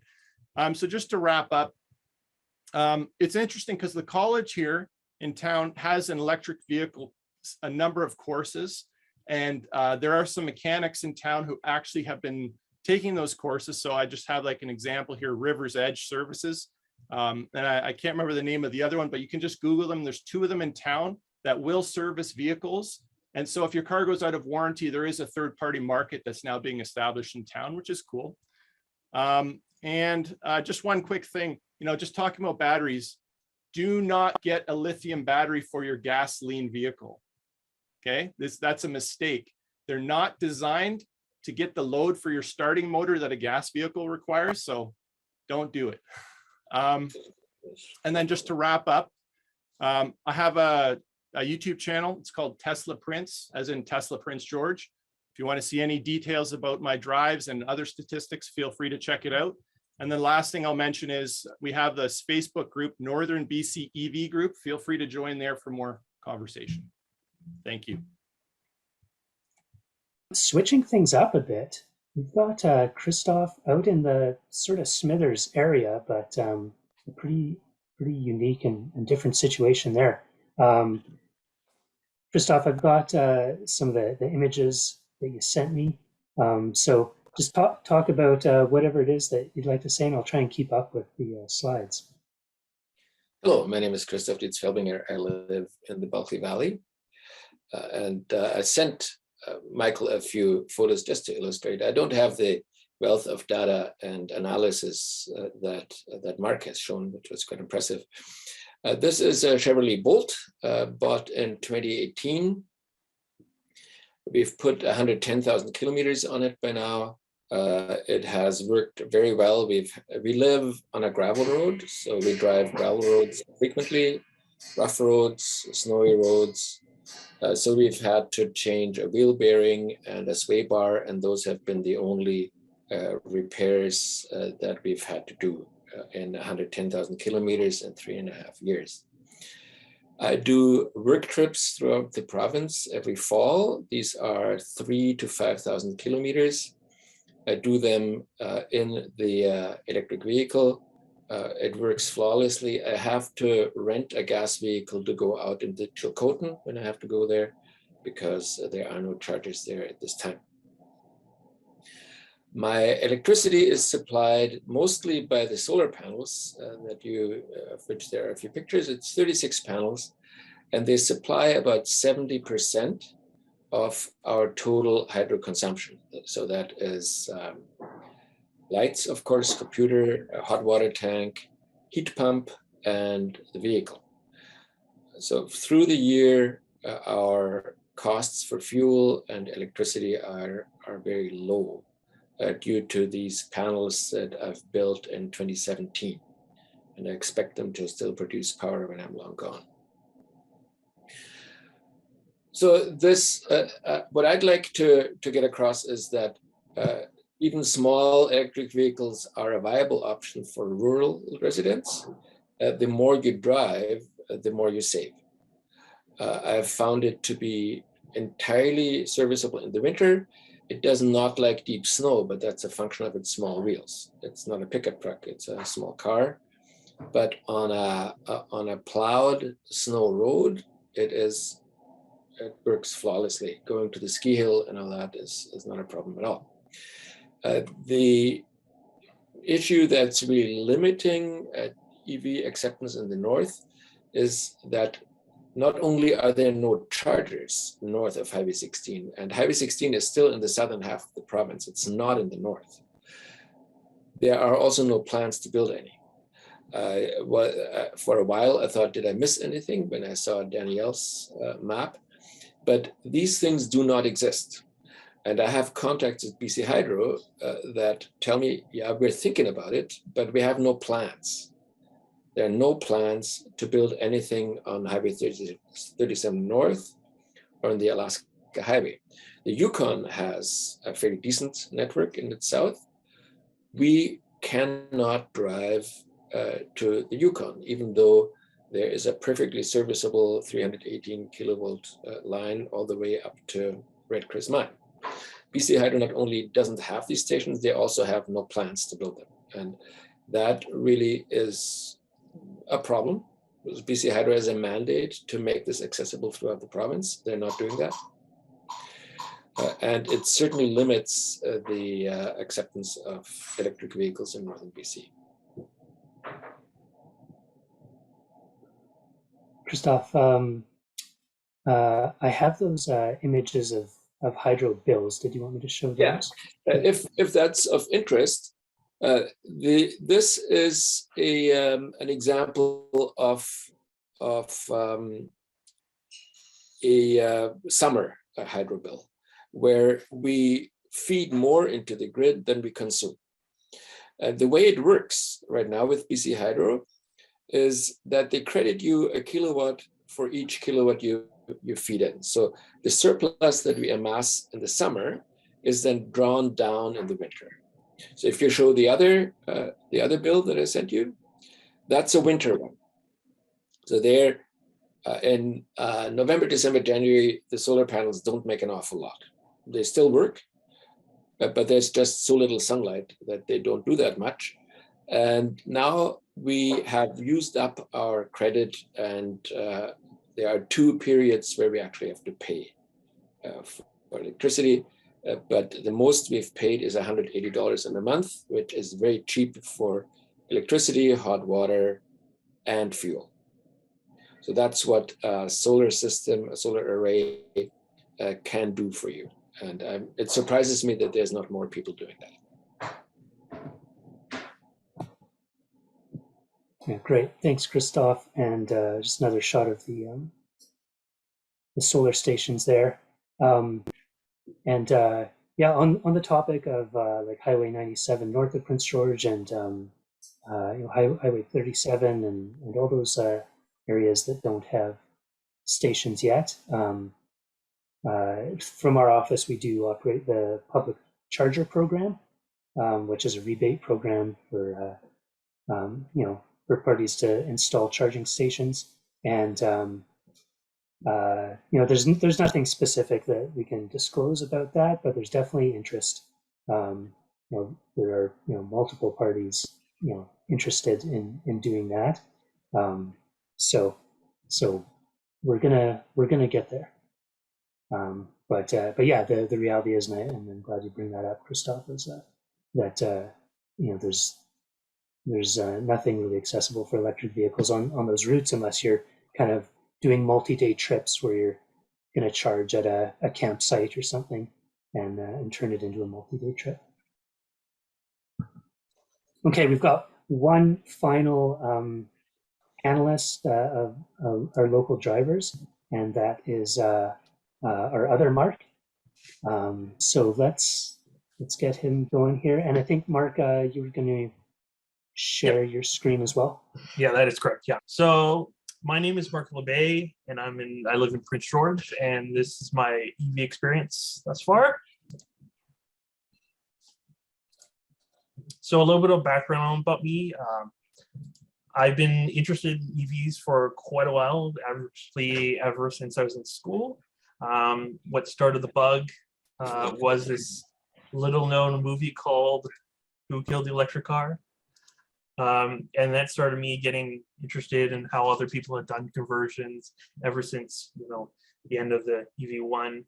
And then slowly over time, technology started improving, started getting plug-in hybrids, like the Volt, or like Nero plug-in hybrid.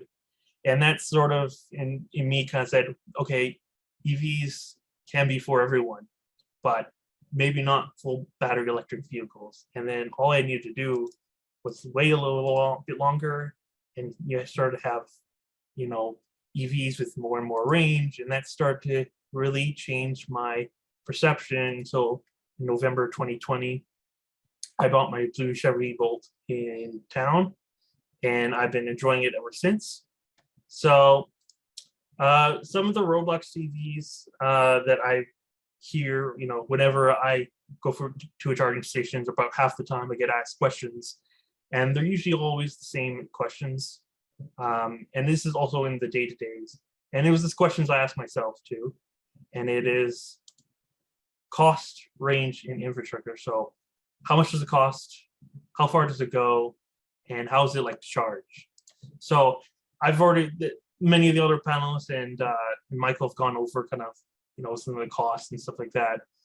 They also gone over different types of charging. So I won't spend too much on it. I'll just briefly go over what kind of got me over the hump.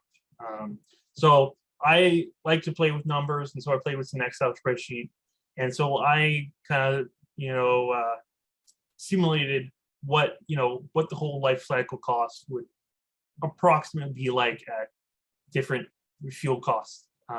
So the first one I did was about $1.50 a liter.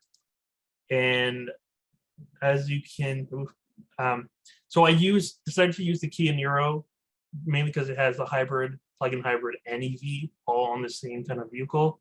And then as kind of like a more extreme case, I kind of used their gas equivalent. And as you can see, maintenance cost is lower. It's not removed, but the running costs are lower. And if you, with rebates and everything included, after about a 5-year span, there isn't any, penalty that you have to pay necessarily to have an EV over a gas car. And that kind of, if you're flick the switch in my mind, that if you're looking for a new car, you can't go wrong going electric. In fact, you might go wrong not going electric. And so I carried this further at different situations. So right now, it's more like $2 a liter. What does that look like? Even better for an EV. And it looks even worse for a gas car. So I said, okay, what's this actually going to be like in 5 years? Maybe $2.50. Even better. Almost a $30,000 difference after 10 years compared to a gas car, which is equivalent to buying a whole new car, pretty much. And that kind of makes it a no-brainer to me. If you're doing it if you're going to own a car on a longer basis, like 5 to 10 years, there's no reason not to go electric if it works for you. And that's where, if it worked for you, one of that for me was I needed a certain amount of range. So some of the early EVs that came out, like the first gen Nissan Leaf, 135 kilometers. It's not going to do it for me. The Ionic EV, 200 kilometers. That's better. Still won't do it for me. So what will do it for me? Well, it's about the 300 to 500 kilometer Goldilocks. I have to be able to at least be able to make it to the nearest charging station with at least 80% of my battery range, even in the winter. So the higher range version of the Leaf would work, or my Bolt would work, or even the new Ioniq 5 that would work as well, or even the Mustang Mach-E. And it seems like most new EVs that are coming out, they're meeting that Goldilocks zone. And to many people, it's not necessarily you need a vehicle that covers, you know, the most amount of length in one, you know, long distance trip, but how long you want to stop in between trips. And then infrastructure, it's more like, this is, we're going to talk about what infrastructure for change for me from maybe I just want to get a plug-in hybrid to why maybe I should get an electric or battery electric vehicle. So for me, I use level 1 charging. That's the one thing about the North that's so prevalent are these block heater chargers or block heater outlets.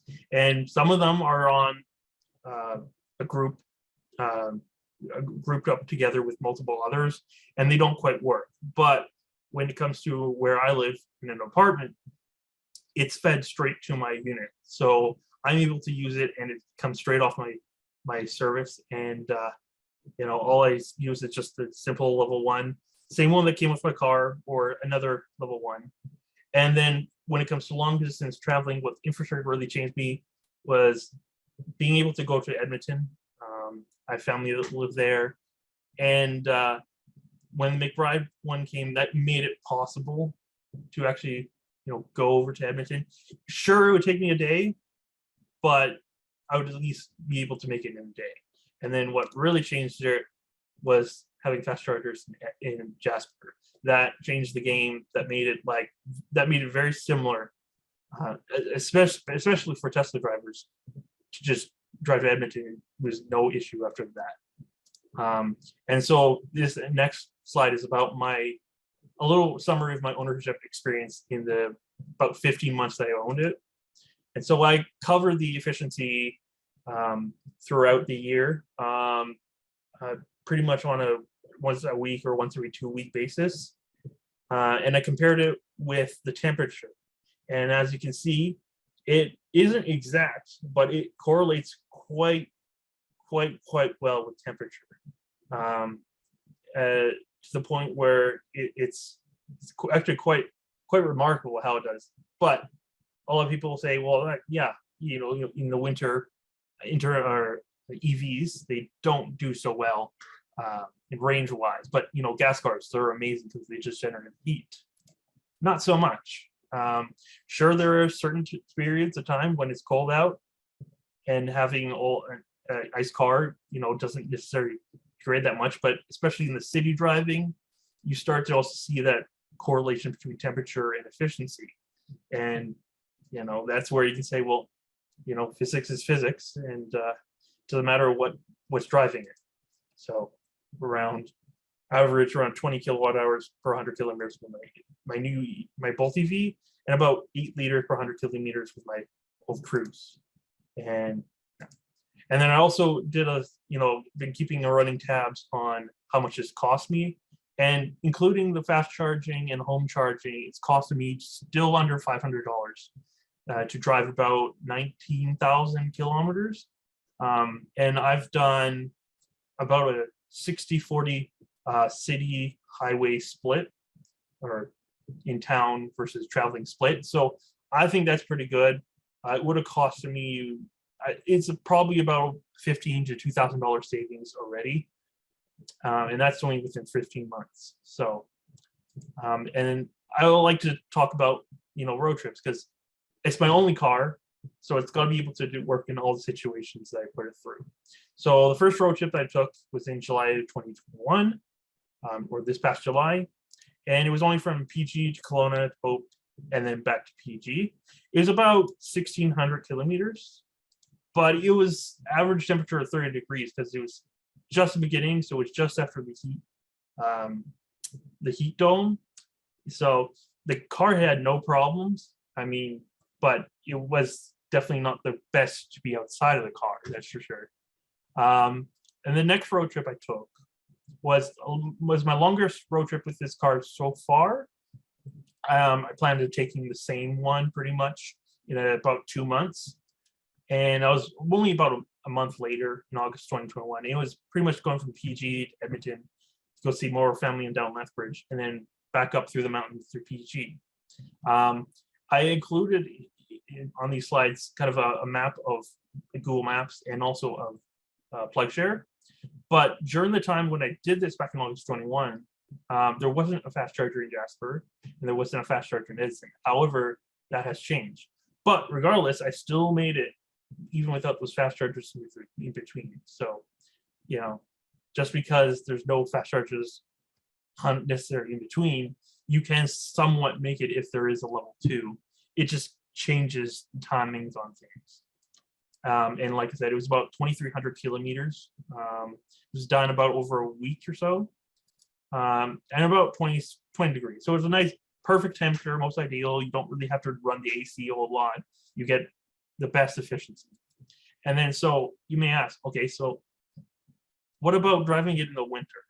You know, and that's good. It's a good question because, you know, it has to also be able to drive in the winter because, you know, I live up north and there's snow and cold and sometimes up to -40. So my third road trip that I've done was over in Christmas. And if many of you guys up north remember Christmas this year, it was a cold one. So I went down to Kelowna, and down in Kelowna, it was the coldest Christmas they've had in a couple of years, that's for sure. Lots of snow. And then back to PG. And I was only down there for about a day or two. So it was pretty close. So it's about 1,400 kilometers. And I measured temperatures in between -20 and -40 just outside Prince George. So it didn't have any problems doing it. It didn't have any trouble starting.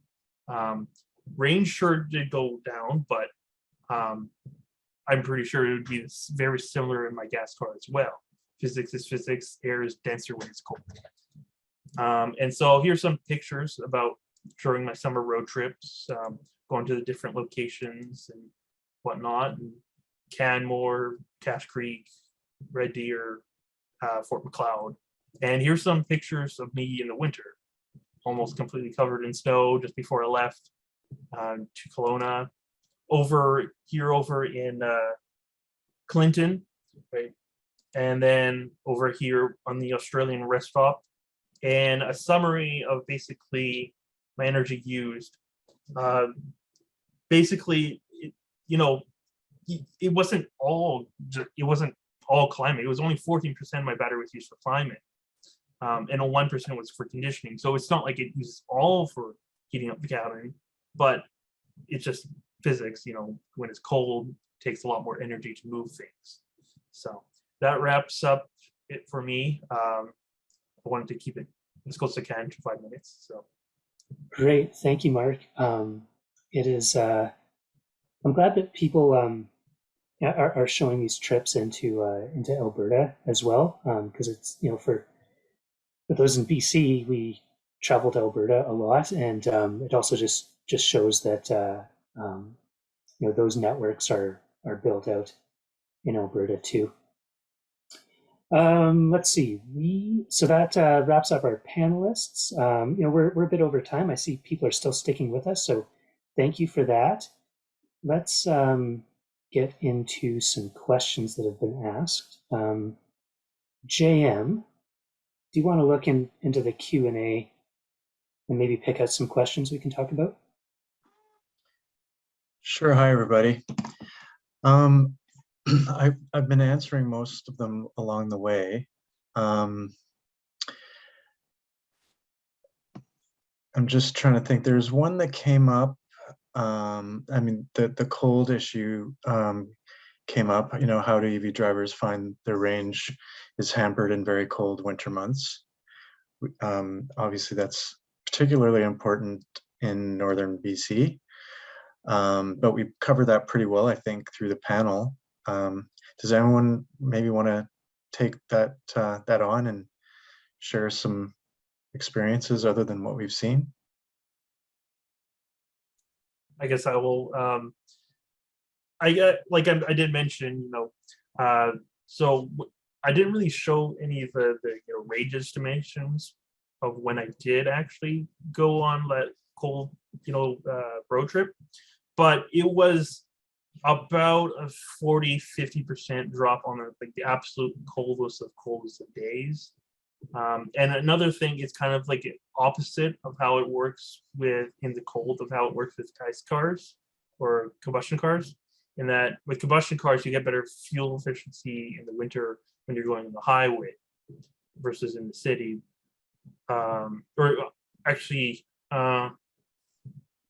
It's something like that. But you may think that you may get better efficiency in the city with an EV in the winter, but it's actually more of you actually do get better efficiency when you're going on a long drive with an EV.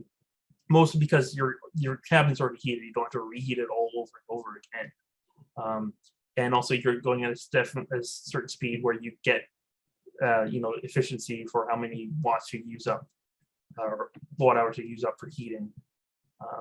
Versus when you're just in the city itself, that's when you'll start seeing actually more severe range reduction from the cold, just because you're always reheating your cabin and you're not traveling very far. Your car ends up becoming more like a mobile space heater in the worst extent than when you're actually driving on the road. So hopefully that answers a little bit. Yeah, thanks for sharing that, Mark. I'm here in Vancouver, and so rarely get up north to endure some of the colder temperatures. I actually am an owner of 2 electric vehicles, a BMW i3 and a Tesla Y now. So haven't really had too much. When people ask about cold temperatures, it's often referring to places outside of the Lower Mainland. Of course, we had a pretty wintry December as well down here. And as somebody pointed out, is mostly the tires that was an issue versus the performance of the vehicle. And I used to actually own a diesel van, one of those Mitsubishi Mitsubishi Delicas rather. And I always had to worry about the diesel gelling in the winter. So it's not, the performance does also impact gas and diesel vehicles as well when it's especially particularly cold temperatures. Jan, yeah, go ahead. I see there's one of our attendees has a hand up, so I'm going to allow, I don't know if it's Lean or Lene. Anyways, I'm going to hit allow to talk, and you should be able to unmute. Yeah, thank you. It's Lena, and Lena. I don't have my camera because I didn't go on my laptop. I went on my other computer, which doesn't have a camera. So you just get my black screen, and I'll put the hand down now. Thank you. I had been interested in electric vehicles for a while. I've lived in the had lived in the Lower Mainland for a couple of decades, I guess, but then moved to Prince George in 2018 and finally realized I should probably get a car because I was driving a scooter for 10 years in the Lower Mainland. I ended up getting, because I wasn't aware, I was concerned about the cold and didn't know that much and didn't have the time to research as much as in retrospect, I should have. But I met Doug after I bought my RAV4. And I just wanted to speak to the cold, and in that the fact that I have a gas vehicle means that I can't even start it at some times because it's too cold. And even this year, because I finally got a block heater, that I bought it, ended up getting it from Comox, so they didn't come with a block heater. But I've had got the block heater last year, I think, and this year I still couldn't start it, even though it had been plugged in. I still couldn't start the car.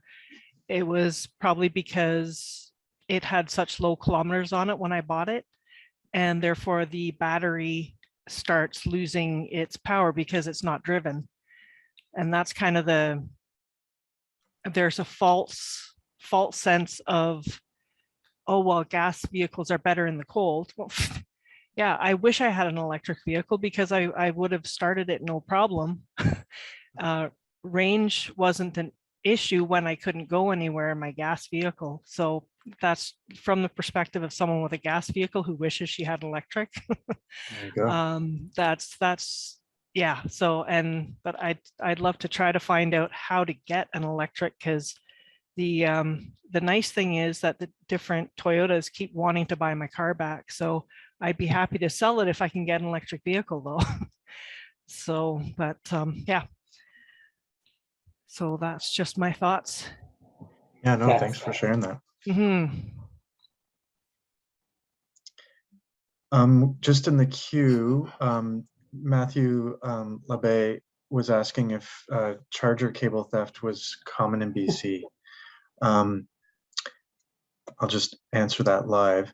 So I guess the short answer is it has been a problem, especially when DCFCs or level 3 chargers were first coming online.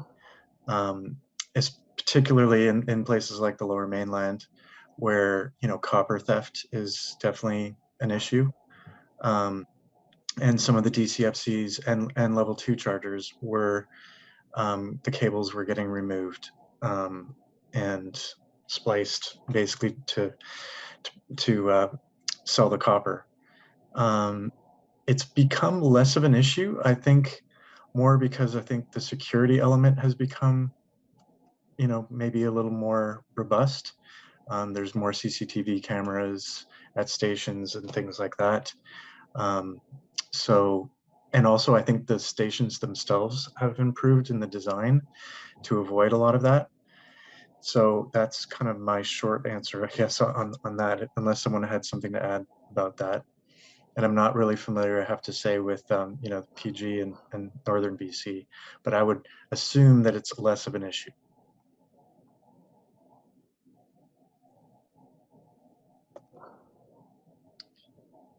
I know, like, yeah, I was going to say when I was in Ontario, but in like larger cities, you have stuff like that. I guess with gas too, right? They drill holes in your gas tank and steal the gas.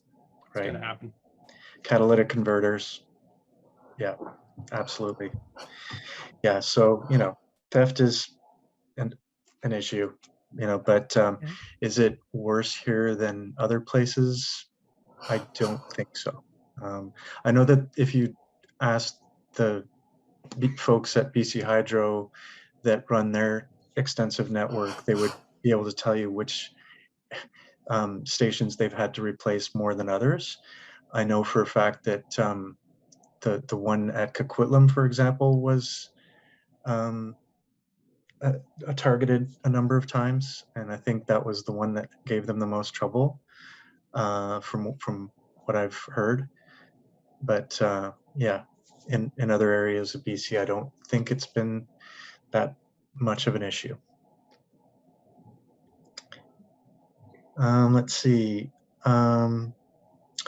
Norm Wright has a question. This is a comment. I guesstimate that cold winter driving equates to like 50% plus minus loss in range.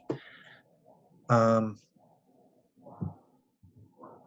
seems a bit high. You have to define cold. From my experience. I'd say it's closer to like the 10 to 20% range. But I guess it depends on how cold you're talking about as well. Yeah, I see Doug's got a hand up there. Yeah, earlier with my presentation, I showed the fuel efficiency over time, and you're in the cold of the winter, you're looking at about a 40% reduction. On a cold day, it can be more, but on average through a cold session, it's about 40% less. That's for a commute vehicle. If you're driving distances, your battery is going to get warmed up as you drive and as you charge. And I would ask Mark whether they actually get less range reduction driving distances. I would guess they would. Yeah, it's when you're, like I mentioned earlier, when you do drive long distances, even in like -40, yes, you do get less range, but it's less of a reduction than in the city. It's actually, you kind of wish you were driving long distance when colder. Yeah, and from my stats, -20 and colder, that's the magic number, is when you start seeing the number get closer to 50%. And it actually, if you drive slower and use less of your cabin heat, then it does make a difference. So. Yeah, thanks, guys. So I think it's important to just reiterate that, yeah, those issues of the battery temperature are kind of one part of the equation, and that's why we see the newer vehicles with kind of more sophisticated battery warming, and then like battery preconditioning, so that even if it's colder and you're having to charge often, you're still arriving with your battery in a good temperature range, so that you can hit your high charging speeds really fast. So I mean, absolutely, the electric vehicles were kind of first developed for California, and there wasn't a whole lot of thought, but as they become more popular throughout the world, there's lots of new technology going into solving range reduction in cold weather for sure. Let's do maybe like 2 more questions, and then we'll respond to more through a follow-up article.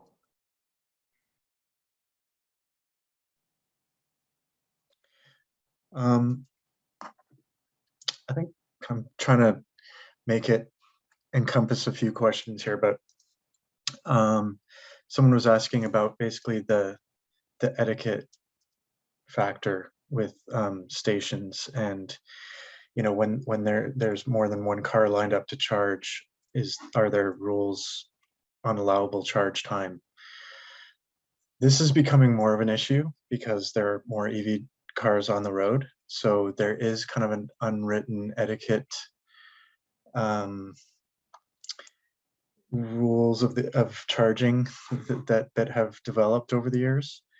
I think when charging was free, it was actually sometimes more of an issue, because you'd have your EV drivers that would basically hog the site and charge for like a very long time, potentially overnight, and that was obviously a problem. So now that most chargers do actually charge a fee, a certain amount, then, and usually you can, if their network charges, obviously, especially, I'm speaking to like level 2 charging and whatnot as well, that you can actually set it as the host to charge a much higher amount for, like, say, over a 3-hour period or what have you, or to avoid anyone charging there overnight.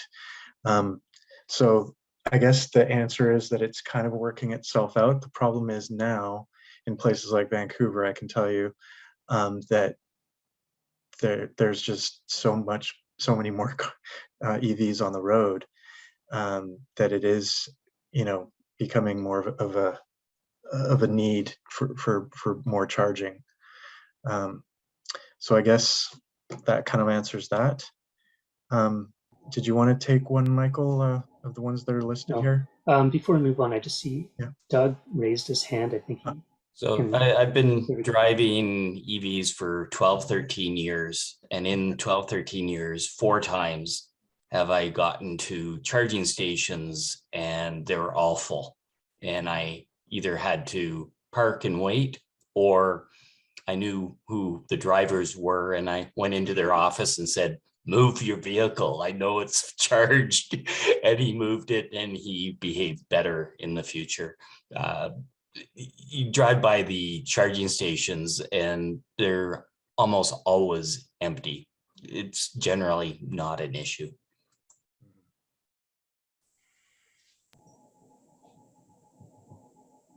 Okay, let's do one more question.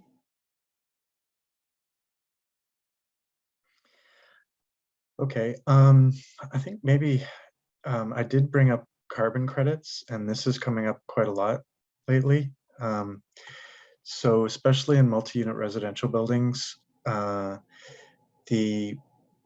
province is now requiring that stations show the amount of usage to measure the amount of energy consumed to offset gas or diesel vehicles.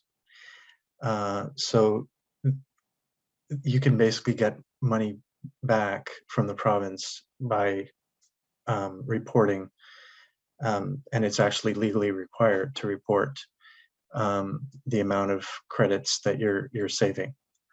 So it's a bit of a complex measurement and calculation, and it's pretty new because it just started this year, I think January 1st.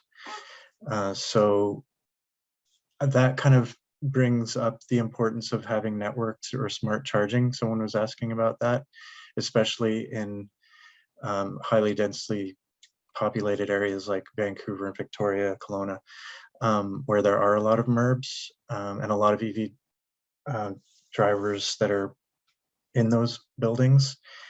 And it's going to be increasingly important for like fleet uses in fleets, obviously, to offset any gas and diesel usage vehicles. So I think that's going to be more of a benefit for having charging anywhere in the province where there's multiple vehicles using charging. So that's kind of an easy answer to a sort of complex situation. Yeah, thanks. Thanks for taking that one, JM. You're probably the best resource on the call for that. I think we should wrap it up there. I know there's a lot of other questions, so we will be responding to those in an article and a link going out via email. Thanks for everyone who stuck with us. Thanks to our panelists as well. I know a lot of our basically everyone but Christoph out of our speakers was from Prince George. I want to acknowledge that there are a lot of EV drivers north of PG, in the Peace area. Businesses using EVs there. I recruited our crew tonight from the Northern BC EV drivers Facebook group. But doing this again, I'll reach out a bit more to try and get those perspectives from a bit more north. Maybe try and wrangle in some people from the Yukon too. I just I want to thank everyone again for joining us tonight. I moved away from Prince George a few years ago, and traveling all those highways is still very, very dear to me. So thanks everyone for showing your interest, and yeah, we will be in touch soon. I'm gonna sign off here and end the session, but everyone have a good evening, and we'll be in touch again probably next week.